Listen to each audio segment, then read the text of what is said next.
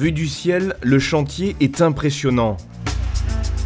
Pour accueillir le passage du bus-tram et considérablement améliorer la qualité du trafic routier aux heures de pointe, la physionomie du secteur des Trois Moulins va profondément être modifiée.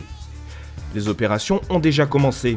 On est rentré dans une seconde phase depuis le début du mois d'avril jusqu'à la fin de l'été, qui concerne des travaux plus lourds de dévoiement des réseaux d'eau potable, donc des grosses canalisations d'eau potable, travaux préparatoires donc à la réalisation d'une bretelle d'accès supplémentaire pour les gens qui sortent de l'autoroute à Antibes et qui vont en direction de Sophia-Antipolis, et la réalisation donc d'un pont. Pont sur lequel va passer le bus-tram, qui va être donc un site dédié.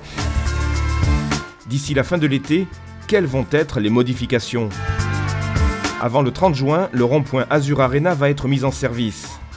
L'arrivée sur le rond-point des Trois Moulins à partir du pont de l'autoroute se fera sur 2 voies au lieu d'une et l'accès vers Sofia sera modifié. Entre le 1er juillet et le 31 août, la bretelle Escota Est sera fermée et dans le même temps, la bretelle Ouest ouvrira. À cette même date, la route des Trois Moulins Sud sera définitivement fermée. C'est par cette voie que le bus-tram va passer.